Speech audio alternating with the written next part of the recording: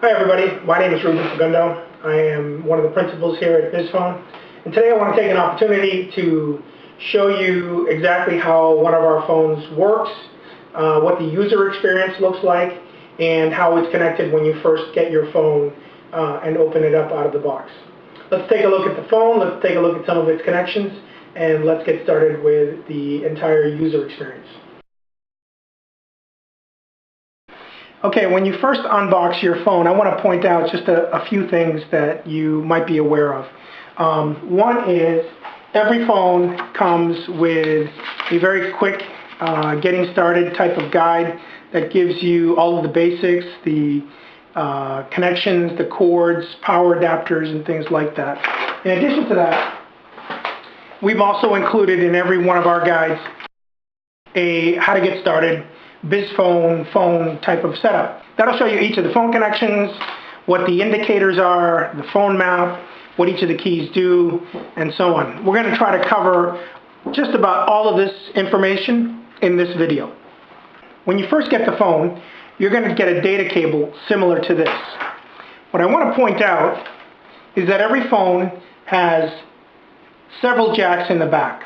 The two most important jacks are the jacks that you would connect an RJ45 connection to.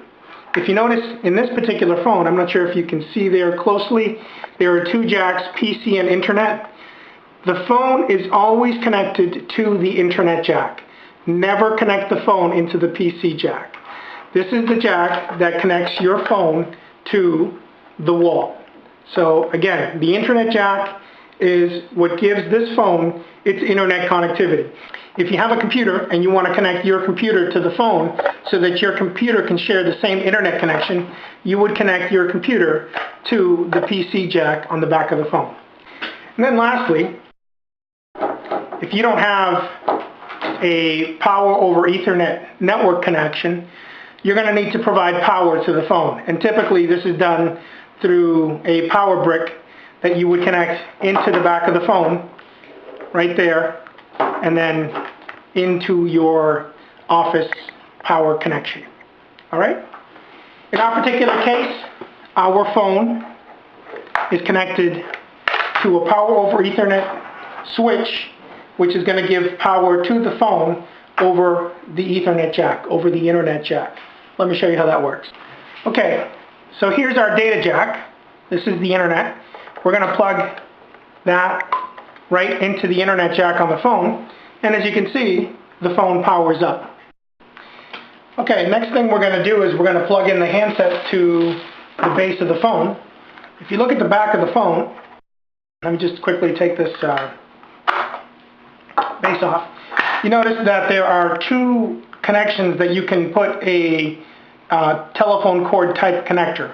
One is the handset, and the other one is for a headset. Again, it's important to note that the handset gets plugged into the handset icon on the phone.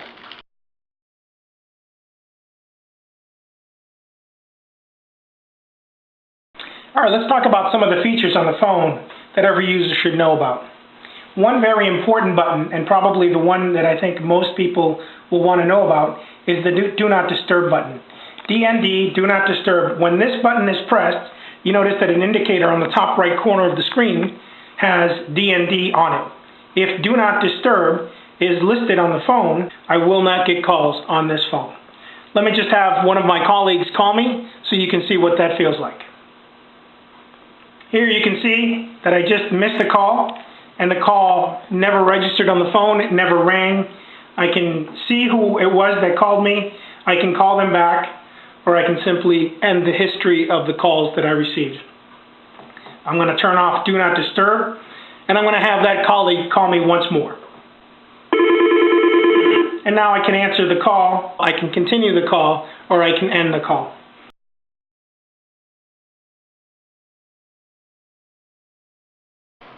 Okay, let's go over the functionality for recording your voicemail message for the very first time.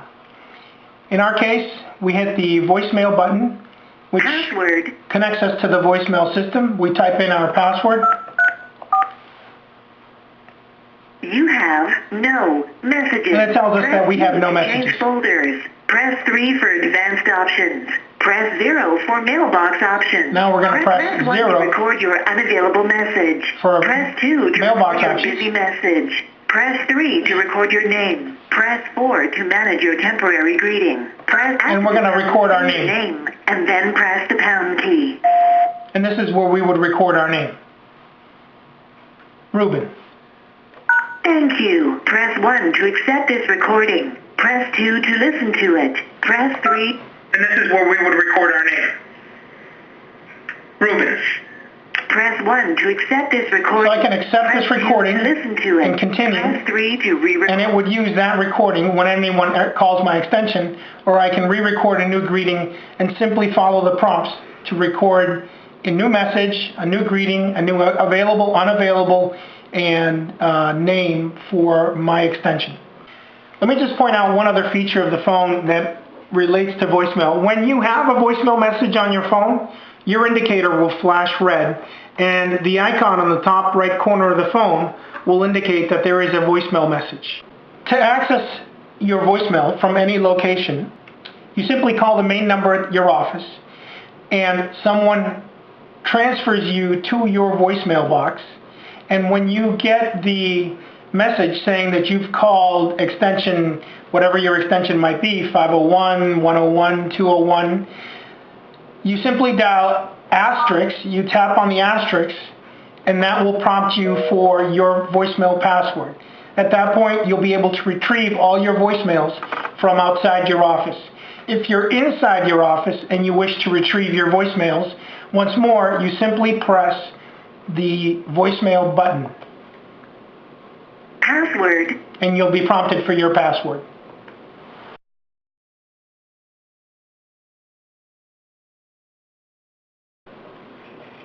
Okay, let's look at the example of receiving a call. To take a caller simply dials your extension or gets transferred to your extension from an outside source.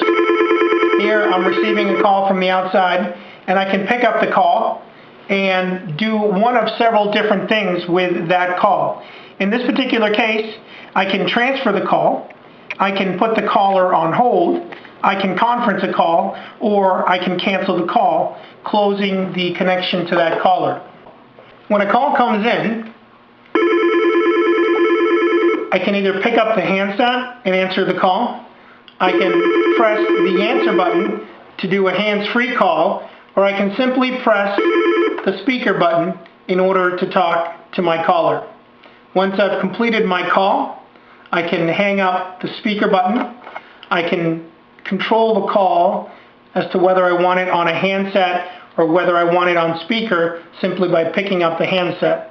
And when I've finished with the call, I can hang up or I can press the cancel button on the screen. Now let's look at a couple more features. When a caller calls my phone and I'm on, say, my cell phone, I can silence the call so that I don't have to hear the phone continue to ring. Silencing the call lets the caller still hear the phone as if it were continuing to ring, but my handset stops ringing. Let's do that one more time, and I'll show you one more thing related to an incoming call.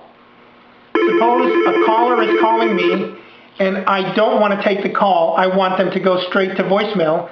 I would hit the reject button to send that caller straight to voicemail so that I don't have to listen to the phone and they don't have to hear it ringing any further. And I no longer have the ability to answer that call. In this particular case, I'm going to put the caller on hold. And here you can see that I've established a connection with that caller. The light blinks green, indicating that that caller is on hold. And if I were to receive a second call, you would see that one of the other lines would light up. Let me have one of my colleagues call while I have a caller on hold. Here, I'm going to pick up the second call, and you can see that I now have a different set of options. I can swap between the two calls, I can conference the two calls together, or I can transfer the active call to another location.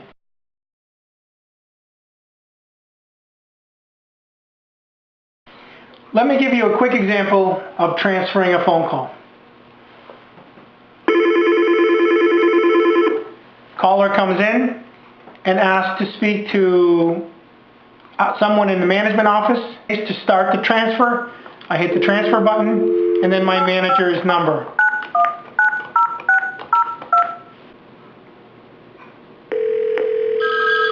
Now the manager gets the call. Hello? Hello? Do you want to talk to a vendor that has some information that he thinks would be important for you? Yeah, pass it on. And at that point, I hit transfer, and the caller goes right to my manager, and I'm removed from the conversation. Another way to transfer a call is you get a caller coming in, you answer the call, and you transfer to your destination without brokering the conversation. So you simply blind transfer the caller to the destination. Transfer the destination number, and then once the destination number starts dialing, you hit transfer one more, and your call is disconnected from the conversation, and the caller is transferred directly to the destination.